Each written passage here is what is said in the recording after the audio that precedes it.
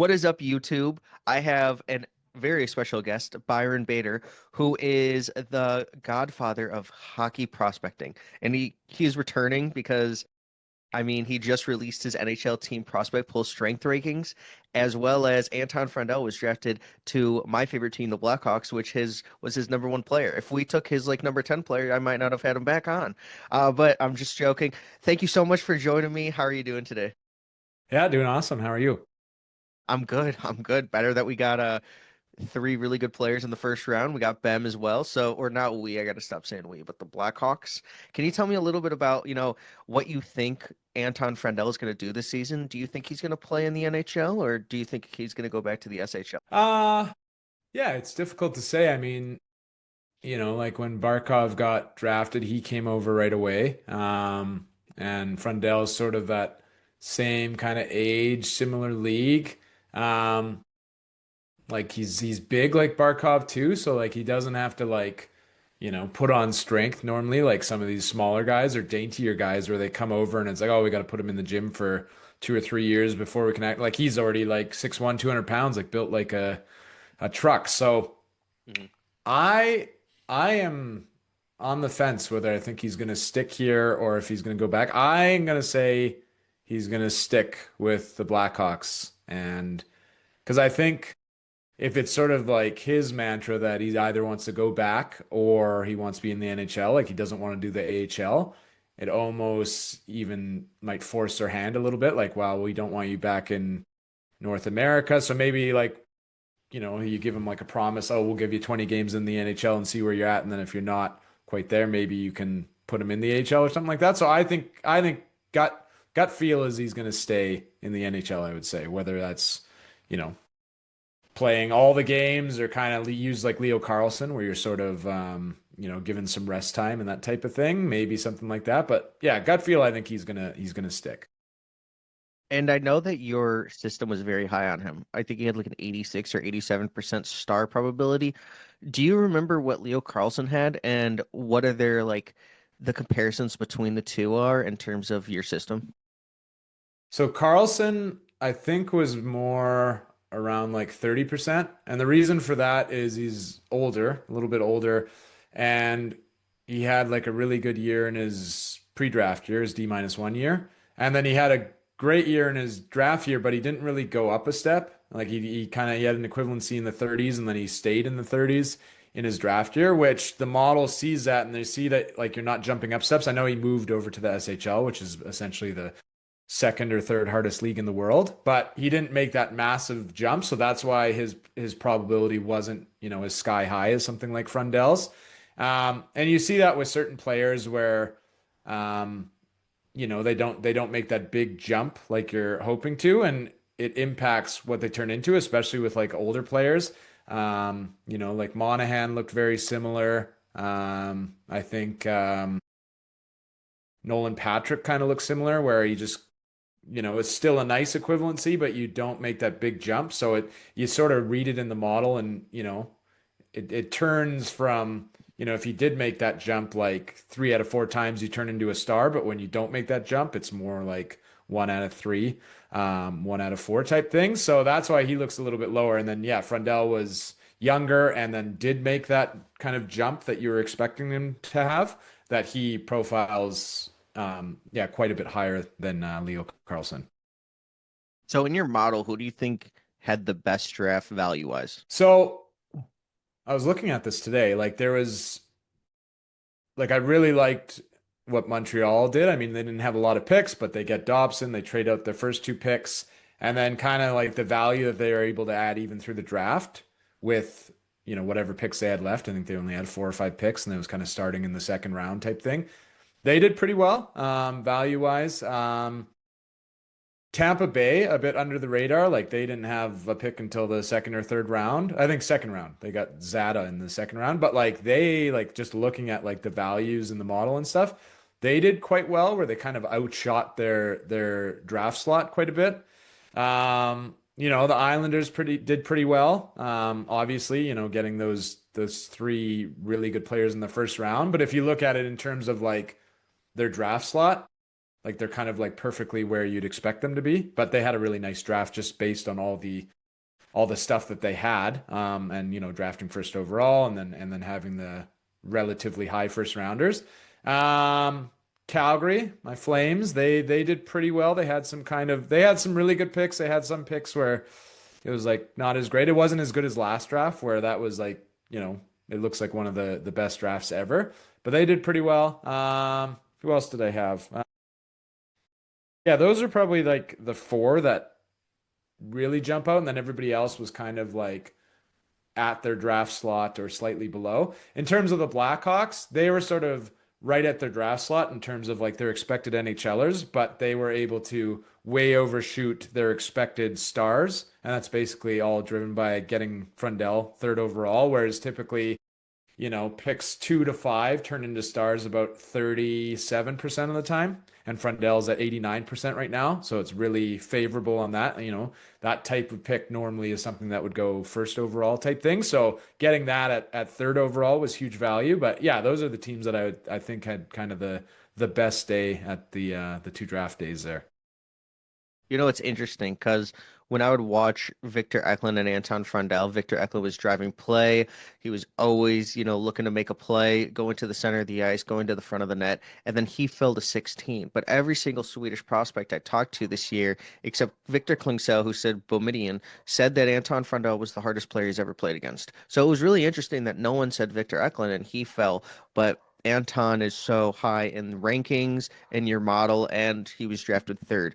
He I mean, could get it could be like, an age thing. Like Eklund is much older than Frondell, or at least, he's 4 or 5 months older, I think.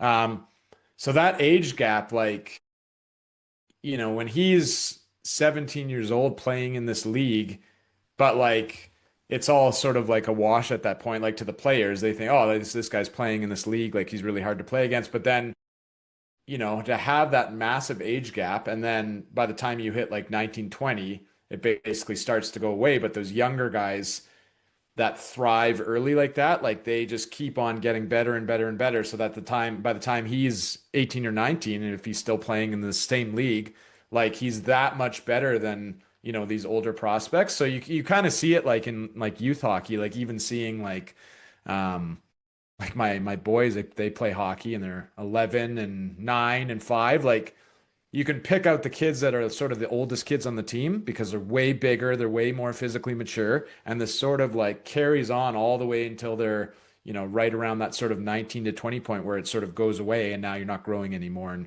and yeah, you're just not as developing as much. So it could be an age thing that like they're just not, when they're playing against him and stuff, and when you're looking at video, you're not fully realizing how much younger he is than everybody on the ice, essentially. So that could be part of it. But yeah, I'm not sure.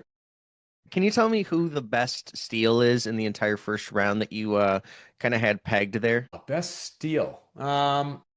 So there was a couple guys that, like when I was on your show last time, and that I've talked about with other podcasts and stuff that I really liked, like in Kindle and Reshny. They profiled really well. They profiled very similar to like Desnoyers and O'Brien, but they're a little bit smaller. So I had them ranked a little bit lower. I knew they were going to go later. So I actually expected them, or at least one of them, to sort of drop to the 20s. But, teams were picking up on their sort of pretty, bordering on elite profile that they actually got drafted both earlier than I was expecting. So Kindle, I think, went 11th, and then Reshny went to the Flames at 18th. So, I mean, those could be steals, but they actually didn't drop as far as I thought they would. I'm trying to think who kind of went at the end of the first round. It was like Mm, Lakovic, uh, yeah, Malcolm Lakovic like Spence was really good fell. value to get where they got him, in the late 20s type thing. Yeah, Spence dropping to the second round, like I had him kind of, around 18 to 20 mark. So I Mm. mean, that's really good value. Cameron Schmidt, I had him in my top 32 and he dropped all the He way had to the third 94. round. Yeah, Yeah. so I mean that one's could be uber value. I mean, to drop all the way to the third round, like that's almost like a Braden Point type thing. But yeah, in terms of the first round, like it actually like followed like my top 32 like more so than it ever has before. Like it wasn't like a lot of like oh, this guy's still sitting here. By the time you kind of got to the end of the first round, I was like, oh yeah, like basically like my top 20 guys are all gone. So it was kind of an interesting draft that way.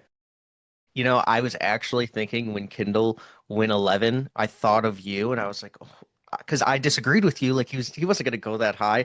And then he went that high. I was like, I swear, Dubas saw your system. Like he saw it, or they built out a system that was similar. And then Rejny went to your team and I was like, wow, that was great value Yeah. because no one helped his case more than Rejny in the last 2 months of the season. Like he was putting up Gavin McKenna numbers going into the playoffs too, the Yeah. first 6 games and then into the playoffs. And you don't even count the playoffs. So like it's not even so I thought that was incredible that you kind of aced that. Can you tell me about Vaslav Nestrasil and Mason West and kind of the risk rewards to both of those players? I mean, the Blackhawks added 13.2 feet with those two picks, Yeah. but can you tell me a little bit about those guys? Yeah. So, I mean, that was kind of the theme of a lot of teams' drafts, but especially the Blackhawks, is like they were going big. So, like, the smallest guy they chose was Frondell, who's 6'1" and 200 pounds. And then it's like 6'1", 6'4", 6'5", 6'6". So, yeah, with both Nestrasil and West, they're going after big guys that can hopefully have an impact. So with Nestrasil, you know, he's like 6'5" or something, like April born guy, so he's kind of on that fringe of, young and old, I guess. When you look at him like in my model, like, he doesn't really have like a super high equivalency. He has something kind of in the high teens, which, a lot of these guys are drafted every year, especially bigger guys, and then a lot of them miss. So that don't love, but yeah, I mean, he is still young enough that maybe there's a little bit more runway that you kind of can get out of him. And then with Mason West, he's so interesting because he's playing football and then he's playing hockey and then he's like almost seemed like a month ago he decides, I'll just go play professional hockey, I guess, and give up the football side. So he's like you know, Allen Iverson or LeBron James type thing. So he kind of has like a really weird profile in the model because he was playing high school hockey, which you have to be basically like putting up like 2.5, 3 points a game to like show well in a model like mine because high school hockey is so low on the totem pole in terms of its translation.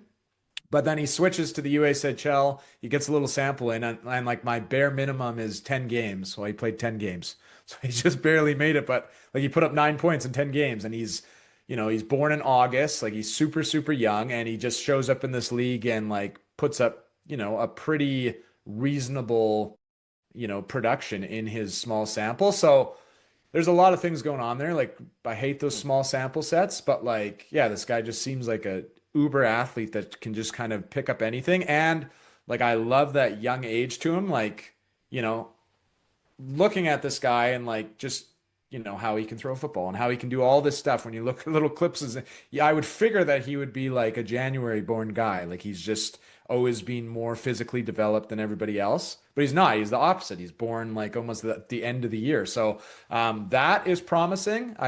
That's why I'm very intrigued by this pick. And I mean, pick 29, like by the time you get to even the 20s, like it's a 50-50 shot whether you got an NHL or not. So yeah, I mean to take that swing at 29, it's not bad value. The sample size is a little terrifying, but he's uber interesting and like everything about him and stuff. So, yeah, I was kind of very intrigued by that one and I hope it develops into like, something absolutely awesome for like the Blackhawks. I mean, it'll obviously take years and years, but like I hope like goes off to college and then just starts to make it rain and turns into something special. It'd be a really cool story anyways. Yeah, multiple things there. Allen Iverson was an incredible quarterback. A lot of people don't know that. Yeah. Incredible quarterback.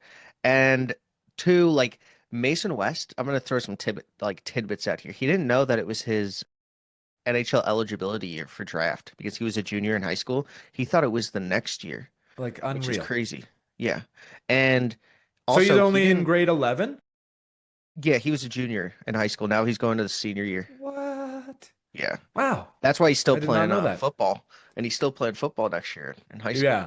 Yeah. Yeah, which is crazy. Like I was talking to Shane Malloy and Russ Cohen from like NHL Sirius XM radio, and he just got drafted, and they're like, this guy, if I was a recruit that needed an NIL deal, I'm trying to kill him. I'm like, why are you telling me this? Like, he's like, just think about it. Look, the guy's an NHL player or NHL draft pick first round. You're going to try to make a name for yourself. And the Blackhawks traded 3 picks to go up and get him from Yeah. 34, 62, and a fifth round pick. And then they were telling me like there's so much risk here because one, he might not make the NHL because of his development and his skating. Two, like he could switch to the NIL offer for football if somebody gives him enough money. And like three, like he is still a 50-50 chance from being at 20 and then 32 to make it to the NHL. So that lowers his percentage. And I'm like, you guys just destroyed all of my dreams because Yeah. Mason West is an incredible prospect, great hockey IQ, really good vision. He only had 1 goal at Fargo this year, but he was still playing in the USHL level. He wasn't playing high school hockey. So I really thought that this was a good pick. The value is scary, but the Blackhawks have before this class, like 2025, 2026, and 2027, 12 picks in the first 2 rounds. So like that's insane Yeah. amount of numbers. It's 2 per round. So then we have two next, or the Blackhawks have two next year, and obviously that's going to be a deeper class. So I like the home run grand slam swings. And also, I'm going to talk to Vasilov on Friday, but I'm going to ask him because he says he's listed at 6'6" now and not 6'5". So I thought that was interesting because I thought he was 6'5". But Mason West is also listed at 6'7". So I reached out to his Like, camp and they said he's 6'6" and a quarter. So the 6'7" was wrong, which is wow, but crazy. he's August born. He's probably still growing. Like he could be He is still Chara growing. size by the time that's all Yeah. finished. Like, He says he doesn't want to grow anymore.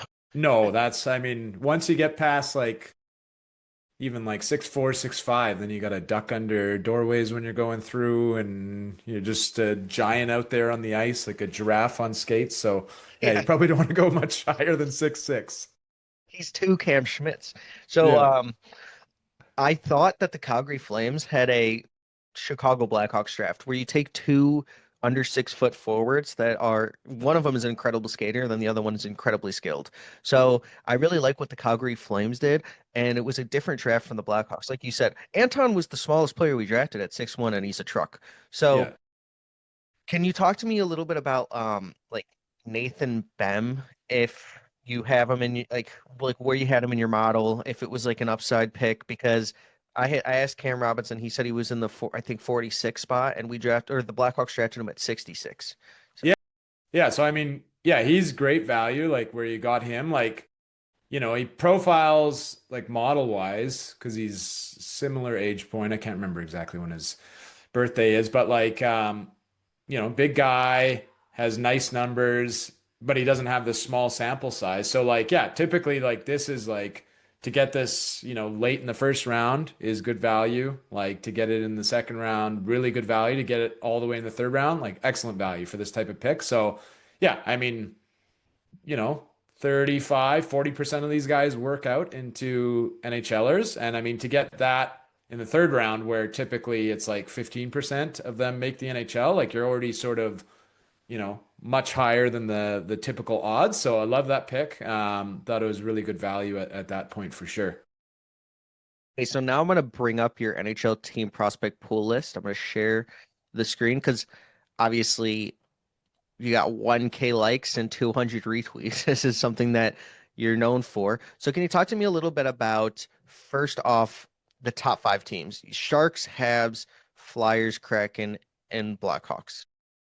Yeah, so I mean, at the top, San Jose's absolutely loaded basically everywhere. Like, they got in their top five alone. Celebrini still counts because he hasn't crossed over 100 games. So you have him and Smith and Misa and Musty and Dickinson. And then there's all these guys that, like Chernyshov and Cagnoni and stuff like that, that would typically be like top three, top five picks in other pools that aren't even counted in their top five. They're more counted in like the depths, which is just insane. And then, they have Askarov as a goalie prospect who obviously looks fantastic. So basically very few holes. Like maybe now you want some kind of two-way D-men that you can kind of run in that, 3 to 5 rotation to help with these, more offensive minded guys that they do have. So just basically like very few holes, absolutely loaded. They were first when I released this after the season in May, and then with adding Misa and some other stuff this year, they stay in that spot. Montreal, Um, they're absolutely loaded too. Like Lane Hudson still counts because he hasn't crossed over 100 games. You have Demidov, so you have like two guys that are basically at like a 99% chance of being stars, which is incredible. No other team has that. And then some other good pieces in the top five, and then they have really good depth throughout their system. So basically there's five um, attributes, I guess, to this ranking. So there's like their top five average star rank, and then their average NHLer rank. And then it's also looking at the depth of the system. So it's looking at how many players they have in the system with at least a 10% chance that they could become a star in my model, as well as a 30% chance that they could be an NHLer. And then on the goalie side, it's basically taking the NHLer probability of their top two goalies and saying what's the likelihood that they have an NHL goalie in there, and then it's kind of making the ranking that way. So when you look at Montreal's depth, like they just have really, really good NHLer depth. Like they have 25 guys or something that have some potential of making the NHL, which is the most in the league. Philly, they've really added to their pool this year, especially with Martone and even like guys like Nesbitt and stuff, like really help fill out their top five and their depth as well. And then Mishkov obviously still counts. He's trending to be like superstar level. They have really good goalie prospects in the system. They have like three Russian goalies that show pretty well. And there's a very high likelihood that they have an NHL goalie in there. The Kraken has steadily been building out their pool basically since inception, since they became part of the league. Adding Jake O'Brien as part of their top five, he profiles really well, kind of really boosts them up. I think they have some nice goalie prospects as well. And then when you get to the Blackhawks, they rank out at fifth. Obviously, like Bedard doesn't count anymore. He's played enough games. But guys like Nazar and Kanserov and Korchinski and Moore and like all these guys that they've recently drafted are still in there. And then obviously getting Frondell and adding him to the pool. So it's, really good depth across the Blackhawks system as well. The goalie side, like the model doesn't see much potential in what their goalies are right now. So that's an area where they could look to sort of improve next year. They drafted, I think, Russian a Russian guy playing at the MHL. I think Yeah, he's a seventh little, round. yeah, he's an over, 943 save percentage. yeah, he's an overager. So I mean, if he continues to, sort of do well in the MHL and then moves up to maybe the VHL and then right to the KHL in the next couple of years, he's going to jump up. So he could look better. And this prospect ranking for the goalies could look better within the next couple of years if he really develops and hits that pro Euro track faster than most. Then yeah, he's going to profile much better. But yeah, so across the top five, like basically loaded top fives in terms of their skaters, and then just really good depth throughout the system sort of gets you up to the top level there. So for the goalie rankings, I want to ask about the Blackhawks and the Sharks. So the Blackhawks, is that Comesso and Guyan? Yes, I believe so. Yeah. And is Guyan, does he not project to be a NHL goalie? No, he profiles quite low right now. Like I think Hmm. he's around 20% or so. Like he's because he's played in like the USHL. He might be in college or something now, but like he's not hitting those high numbers, and he started from a lower point. That yeah, he's to me looking at what normally goalies look like, he's not developing into the prototypical like starter in the NHL. Um, Yeah. but he's like a second round pick, so he might get a lot of opportunity. But yeah, certainly in the model, he's not profiling like a high caliber goalie. Yeah, he was 35th overall in the 2023 class, which everybody kind of said there was about 40 first rounders in there. So a lot of Blackhawks fans are very excited. But he did really good in the international tournaments and then doesn't really do good whenever he's with his club team or his regular team, Yeah. not an international. It's really interesting. And also, Guyan was the guy that when Bedard undressed the entire World Juniors team where he dangled through three defenders and then scored the game-winning goal. That was Guyan who he was playing against versus Slovakia. So I always find that funny that the Blackhawks drafted him and Guyan in the same class. But It for the is interesting. Sharks, I didn't realize that. yeah, and he was the guy that like the goalie was just like face planted on the ice, just like dead it inside, and then they brought the camera over and it just says Guyan, and I'm like, wow, that's interesting. But Yeah. for the Sharks ranking, is that Harabel, Ravensbergen, or Askarov? Like, what are the two out of the I three? think it's Askarov and Ravensbergen is Hmm. who, because it's their top two goalies. And sometimes it's kind of like, um, I try to do it basically on, public favor. Like there might be a guy who looks slightly better, like in the model, but like everybody thinks that this guy is one of their top goalie prospects. So I'll kind of use that guy.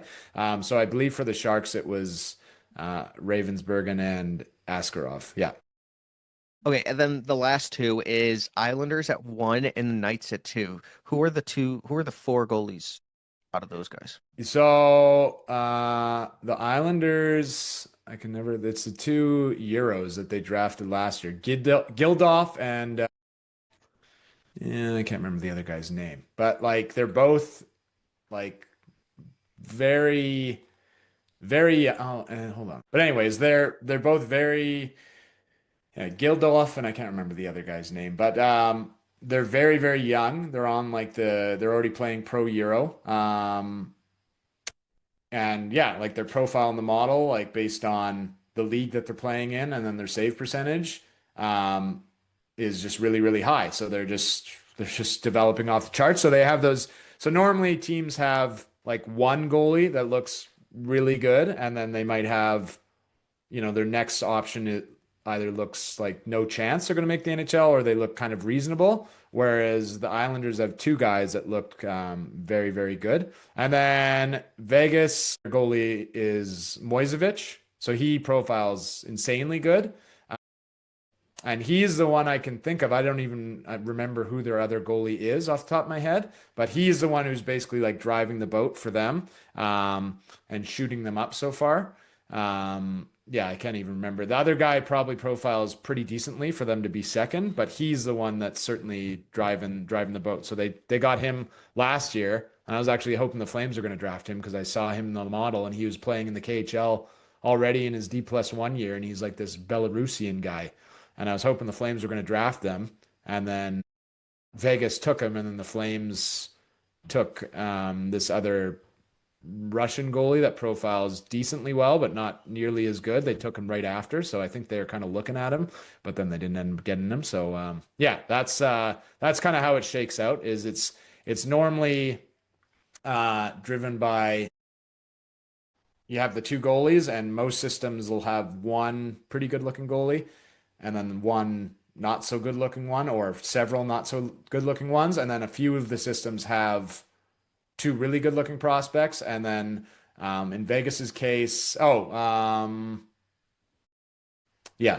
I think Lindbohm maybe drafted in 2021 profiles decently well. So like he's at like a 50% chance of making the NHL. And then you have Moisevich who's at like 77%. So then that kind of boosts them up to the top is sort of how it works because the system is thinking, then it says, well, between the two picks, like there's like basically like a 85% chance you have a real NHL goalie here between the two picks, math wise. So that's how it's kind of shakes out, if that makes sense.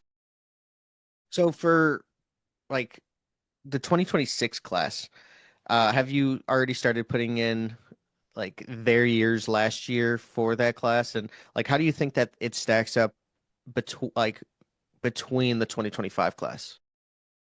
I haven't looked too closely at it yet because I wait till basically till December until they're Mhm. kind of going in their draft year to enter them into the model, just because then it's a good sample set and you can't really tell much about most prospects until their draft year. There's obviously those special, top first rounders that look a little bit different that are already showing something pretty special in their pre-draft year. So I haven't looked too closely. Obviously, McKenna looks out of his mind. He looks McDavid level numbers, Crosby level numbers, right? couple other guys in there where, I just started not entering them in the system, but just like looking at them briefly and like looking what they did in their D-1. And it's, there's some good looking stuff in there. So tough to say yet if it's, I think it's probably going to be more top heavy than and deeper in general than the 2025 draft, but I don't really know yet until basically December, and then I'll have a better gauge then.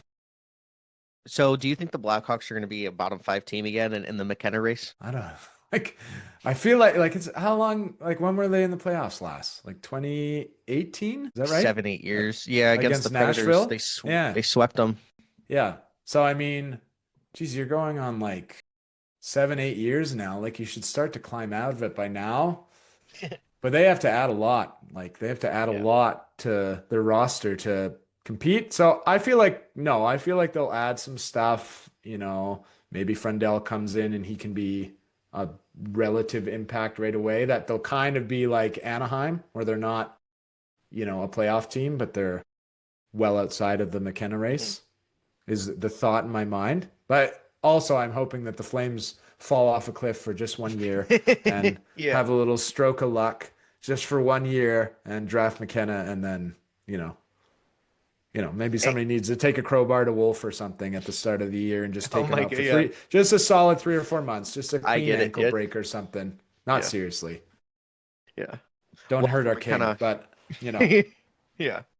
so Well, yeah, that is interesting. I put you on the spot there, so I am sorry about that. But that's McKenna okay. is just so, I mean, Yeah. McKenna's Like, amazing. He's got the his Mick in the numbers are name. like better than like McDavid's and Bedard's and Crosby's, which their numbers were off the charts, outlier, incredible. But his numbers are like Mario Lemieux type numbers. So like I don't even know what he's gonna be. Like if McDavid is that good, I mean he's, is there a chance he's even better than McDavid? I mean, probably not. But like you can dream because those numbers are just absolutely wild. So I think he's easily gonna be an NHL player. Like that's the I think quote. so. I Gonna think be he's an gonna NHL hit player. 200 games for sure. Yeah. Yeah. Yeah. It's just really crazy that we keep getting these generational prospects in the next the last 5 years we've had Bedard, Celebrini, and then Schaefer, which might not be generational, but he's definitely a top pair left-handed defenseman. And then you have Gavin McKenna and Landon DuPont. Like there's potential for 4 or 5 of them to be Hall of Famers. And it's Yeah. not like me overblowing what's happening, but Keaton Verhoff, who looks like like fourth forward out there, who's super offensively skilled, the right-handed defenseman that's going to go number 2 overall. He's like a lot better than Artem Levchinov, like a lot better. I know Blackhawks fans might get mad at me for this, but you can't teach the kind of offensive skill this guy has as a right-handed defenseman. In any other, I think in 2025, Verhoff might have been the number 1 pick. I really do believe that. So I Yeah, think he's it's that crazy. one that's going to college this year. Yeah, Yeah, North I think I Dakota. looked at his numbers and he already has like like star numbers in his D-1, like outlier, like Schaefer type numbers. Like Hmm. he'd probably certainly be a top 10 pick in this draft if he was eligible for sure, maybe even top 5. But yeah, so I mean, well, even like like you have all those players, and even like a guy like Fantilli, like profiled like just under sort of that like guaranteed star profile. Like he looks like he's coming. You have like Jack Hughes from a few years ago who's started off slow, but like he profiled that same kind of like almost generational way. And now you see what he's doing when he's healthy. And like, like even guys that weren't drafted first overall, like Demidov and Mishkov, like what they could be, like if Yeah. they're Hall of Famers, like it's a pretty frightening level of talent that's, coming through like the last, like 5, 6 years. Like normally those kind of generational guys are those guys that look like certain superstars. They would pop up like once every 4 or 5 years. Like um, you had Crosby, and then I think the one before that was I literally can't even remember. So from like 1990 to 2004, I don't even know if there was one. And then you had Crosby and Ovechkin kind of profiled almost similar. And then it wasn't, and then you had Patrick Kane profiled really well. And then it wasn't until, you know, um, I think there was a gap until like the McDavid Eichel draft where both of them profiled amazingly. And then you had Matthews, and then you had a little bit of a gap between that to like Jack Hughes. And then it's just been like back to back to back to back to back, Mhm. like just amazingness coming up. So yeah, hopefully the train keeps going because I love it. Does like how close is Frondell from generational in your system? Uh, he profiles like he doesn't have like he profiles really well. Like his star probability is really high, but there's like almost like an anecdotal look to these guys where they have like certain numbers where he's not really that close to that side where it's like, oh yeah, like this guy's for sure a star. Everybody who's ever looked like this has turned into like a superstar. He doesn't have that profile. He has a different profile, but I mean, still 89% chance of being a star right now. So I like that. And can I ask about like Sam Renzel and what his probability is now, just a couple years out? But like, what do you kind of see in his game? Because he kind of looks like a very good top right-handed defenseman for Blackhawks Yeah, teams. he like his sample in the NHL, like he's looked fantastic, I'll admit, based on, the brief time that I've watched him. In the model, he doesn't profile as well. Like he profiles like an NHLer. Like I think his star probability is, I don't know, 10% or something, and then his NHLer probability is 60%. And that's basically just based on, how he's developed and how his production has sort of grown over the years. And I think he was kind of like a reasonable first round pick, younger guy, and then he takes a little bit to develop in college, and then he really starts cooking in college. So like he's seems like a late bloomer. And yeah, like I think he looks like he's gonna like outshoot what the model thinks he's gonna be. Like looks like he's certainly gonna be like a top four guy, whether he's a star or not, maybe not, but like he looks like I'm a minute munching, like 20-minute a night top four guy, which yeah, the model is kind of less certain to him. And I think I said this on Twitter when I was watching him. Somebody asked me about him, and I said, "Oh, like he profiles like what's his name? Justin Schultz, the guy who played for like Anaheim and Pittsburgh for years. Is that his name? Mhm. Like he played like he just retired basically. He played like I don't know 500 600 games, like was a fringe star, and then people were attacking me and they're like, I can't believe that's all you think like Rinzel is. I was like if he works out to that as like a late first rounder, like that's great value. If he's even better than that, like that's fantastic. But like, yeah, it was funny. People were just, no, he's going to be like an all-timer. So people are very high on him, especially Blackhawks folks. So Yeah, we saw like the fans saw his first 9 games and we're screaming Hall of Famer. So I feel like that's just kind of where the organization is at. yeah, We need anything. It's like dev camp whenever you see a player and every like there was a post that every player Sidney Crosby at dev camp, like to yeah, fan bases. I feel oh like yeah, that's kind of what it is with the prospect system for the Blackhawks because it's like all we got. So yeah, yeah. exactly. The one is like every prospect of any team, like everybody thinks the world of him. Like when I posted my team prospect strength rankings. I don't know if you noticed, but Vancouver was at 31st. And like the amount of messages that I got where people were like, we just won the Calder and this guy thinks we're 31st. And it's like, well, typically when teams win the Calder, like they have older squads with like really good hockey players, but they're normally like a lot of career AHLers or guys that get a little coffee in the NHL, but like they never fully get there. And it's like that's, kind of where I see their system. So everybody they always thinks their prospect system is out of this world, but few of them are. But the I was Blackhawks have a worried. pretty good one. Yeah. I mean, we should with the amount of draft picks that we've had. Imagine we were like, imagine the Blackhawks were like 28, 27. It would not be Oh, good, yeah. you know.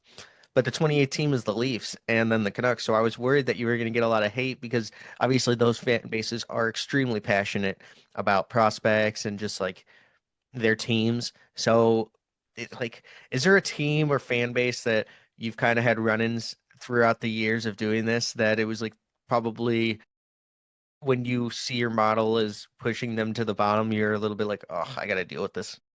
Yeah.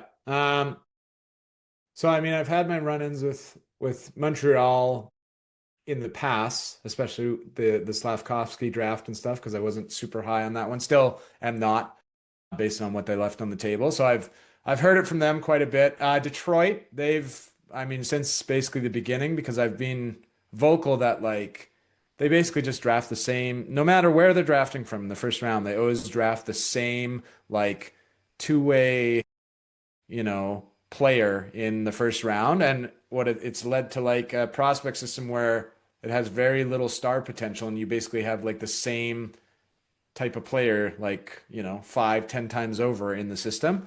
So they're always ranked much lower than people think they should be. So I hear it from them quite a bit. They're the two, Ottawa, I've had my run-ins with, and then they were ranked like 29th or 30th or something. So they're not pleased with that. So yeah, I mean, I've had my run-ins with probably, you know, 10 to 15 fan bases throughout the years where yeah, like they're like, no, how Buffalo too, like how could our prospect system be ranked like this? And then, and then meanwhile you look years later and few of the guys have made it from X prospect system or whatever, and they're still not in the playoffs or whatever. So, yeah, I'm gonna get it from all sides with this type of thing. That's part of the nature, but it is all basically model driven, all in the same way. So, just got to roll with the punches. Yeah, and every good prospect that comes out of the Sabres, they trade them in 3 years. Not no hate to the Sabres. That is just kind of what's been happening. I have no idea why I would not do that, but it is super interesting that that's happening.